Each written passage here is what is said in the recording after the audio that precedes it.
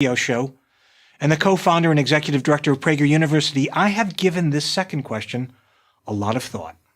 Here is my answer. Luck. Unadulterated. Good fortune. Or it could be this. Through his radio show, his writing, and now PragerU, he changes the way you live. For the better. He makes you a better person, a better father, a better son, a better mother, a better daughter. Name another public figure who does that. So let's return to the first question. Who is Dennis Prager? Born in Brooklyn, New York on August 2, 1948, he is the second son of Max and Hilda Prager, two worldly Orthodox Jews. Max, a World War II vet, was an accountant, and Hilda, a nursing home administrator.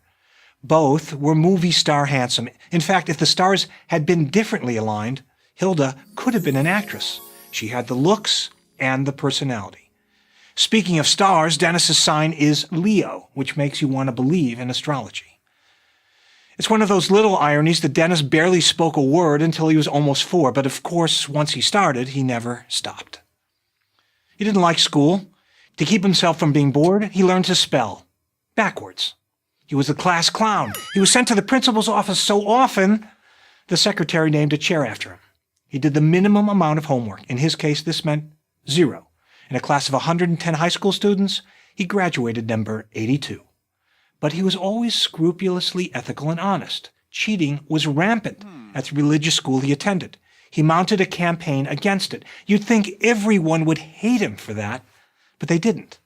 He was too charming, too charismatic, too principled. No one could, no one can remain mad at Dennis for long.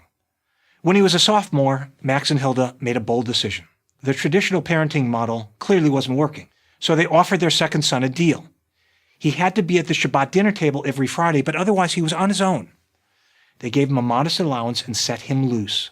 Manhattan became his playground. Classical music became his passion, that and all things Russian.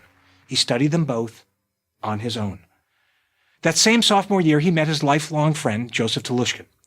Their endless religious discussions eventually became a book, The 9 Questions People Ask About Judaism, still the standard text for those who want to learn the basic principles of the faith. Remarkably, every book Dennis has written is still in print and still selling. At the time, though, the future didn't look promising. Dennis's grades were so bad that his only college option was Brooklyn College, simply because Brooklyn would take anybody. But it turned out to be the perfect choice. He won an essay contest. The prize was a scholarship to study abroad at Leeds College in England. While there, he was contacted by the Israeli government. They needed someone to smuggle Jewish artifacts into the Soviet Union and smuggle out names of those Jews who wanted to emigrate to Israel. It wasn't John le Carré dangerous, but real risk was involved. Dennis accepted the mission. When he returned to the U.S., he was asked by various Jewish groups to talk about his experience. He's been traveling 131 countries and counting and lecturing ever since. Now living in Los Angeles, his public speaking and deep involvement in Jewish life led to an offer to host a Sunday night radio show called Religion on the Line. Radio was the perfect medium for a nonstop thinker, nonstop talker with a theory on everything from baseball to Beethoven. That he had the perfect radio voice makes the whole thing seem part of a divine plan. The Sunday night radio show quickly became a Saturday and Sunday night show, which soon became a Monday through Friday show.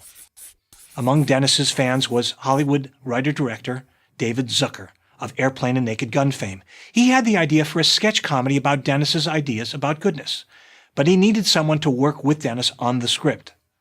I turned out to be that someone. Working on what became, for goodness sake, changed my life. 10 years later, I began producing Dennis's now nationally syndicated radio show. Dennis already had a large audience, but the goal has always been to make it larger and younger.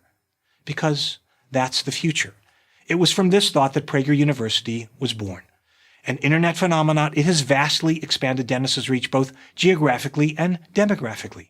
Over 300 videos from over 100 presenters, and over 1 billion views later, with an audience that is mostly under 35, PragerU has changed a lot of minds. But there are many we still need to get to. Enough to change the country, maybe the world. For the better, 1 person at a time, 5 minutes at a time. Think about it. At age 70, Dennis's career is on the ascendant. Pure luck. I'm Alan Estrin for Prager University.